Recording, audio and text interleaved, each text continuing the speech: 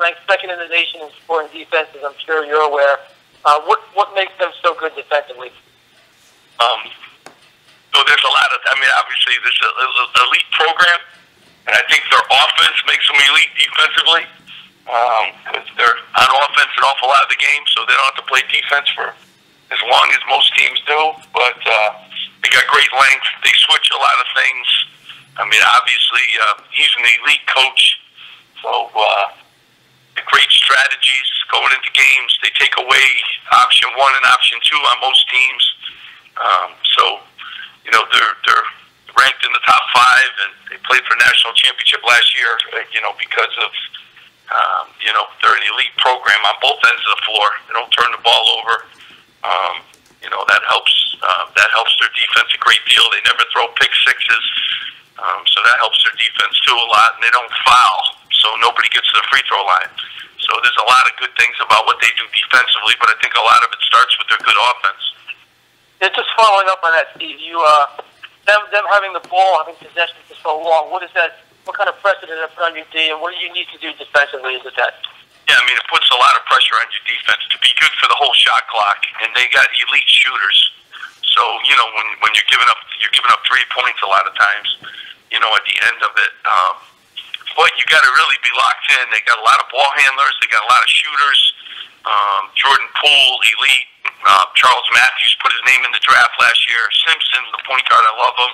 It's like 4-to-1 assist to turnover ratio, so he never turns the ball over. Teskey's gotten better in the post, and then their freshmen have brought a whole new element. He's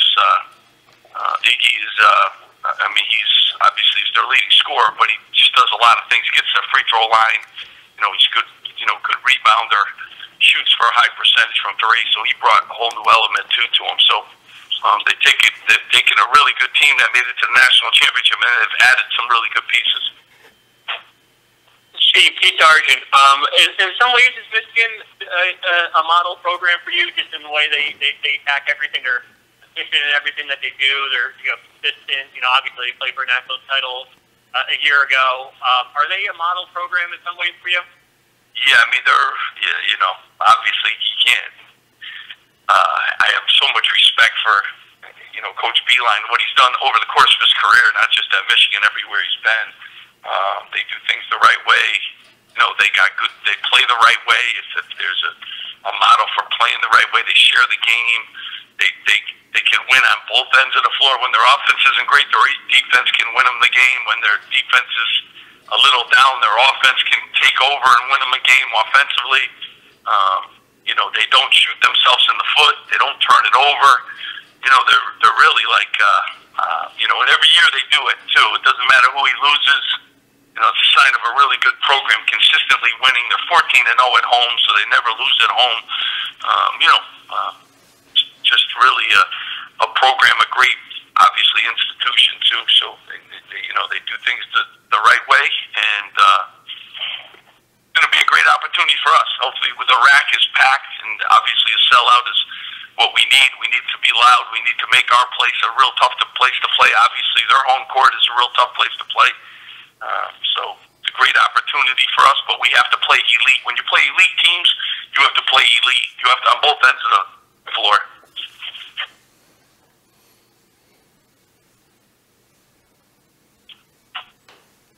Coach, Aaron Brightman, wanted to ask, obviously rebounding, you've actually out-rebounded Big Ten opponents more times than not this season. How much have the younger players really bought into the all-hands-on-deck approach when it comes to that area? We preach it all the time. I don't know if they realize how important it is, but we certainly preach it. We emphasize it in practice, and we have to.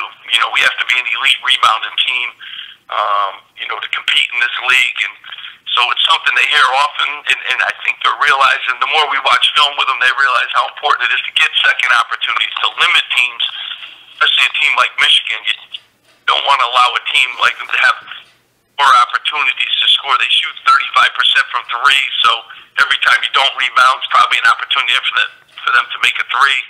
They shoot 45% from the floor, so every time you give them another opportunity, it's not good. But I like the fact that we're like a team rebounding. Everyone kind of chips in, and Caleb McConnell's been a guy I'm really excited. He rebounds, and for his minutes he rebounds. Miles is rebounding for his minutes.